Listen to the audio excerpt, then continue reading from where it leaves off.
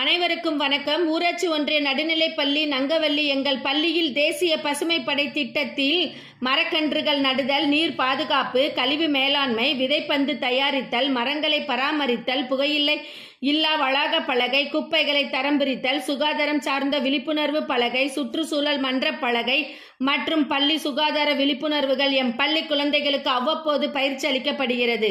மனிதர்களின் அலட்சியத்தால் இயற்கை வளங்கள் மிகவும் மோசமான நிலைக்கு உட்பட்டு வருகிறது. டிஜிட்டல் வாழ்க்கையை வாழ நாம் கண்ட இடங்களில் சிறுநீர், மலம், எச்சில் உமிழ்வது சரியா என சிந்தியுங்கள். ஒருவரால் மட்டும் சுத்தத்தை பேணி காக்க முடியாது. அனைவரும் பொது இடங்களை சுத்தமாக வைத்திருக்க வேண்டும் என நினைத்தால் மட்டுமே முடியும். மற்றும் மனித கழிவுகளை மனிதனே சுத்தம் செய்யும் அவல நிலையும் மாறும்.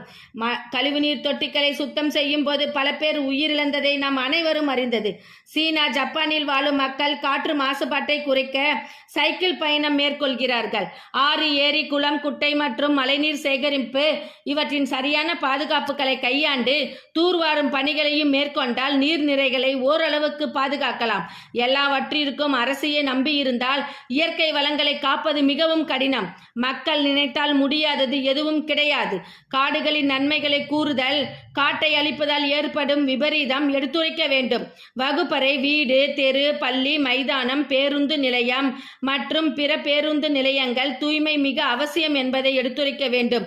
விவசாயம், மண்ணின் தன்மை, விலங்குகளின் பாதுகாப்பு, சுற்றுலா தலங்கள், நீர்வீழ்ச்சிகளின் இடங்கள், பூங்காக்கள், சரணாலயங்கள், வனங்கள், மலை பிரதேசங்களின் தூய்மையை ஒவ்வொருவரும் மேற்கொள்ள வேண்டும்.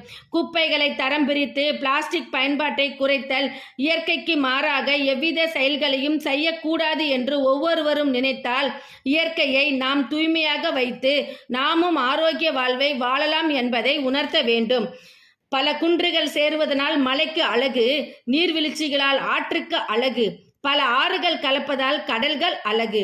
கோயில்களை தூய்மைப்படுத்தினால் பக்தி பெருகும், குளங்களை தூய்மைப்படுத்தினால் ஊர்கள் சிறக்கும், ஆறுகளை தூய்மைப்படுத்தினால் மீன்கள் அதிகரிக்கும், கடல்களை தூய்மையாக்கினால் வருமானம் பெருகும், வானம் தூய்மையானால் மலைவளம் பெறும், மலைவளம் பெருகினால் விவசாயம் செழிக்கும், விவசாயம் செழித்தால் நாடு உயர்வு பெறும், நாடு உயர்வு பெற்றால் மக்கள் நலம் பெறுவர்.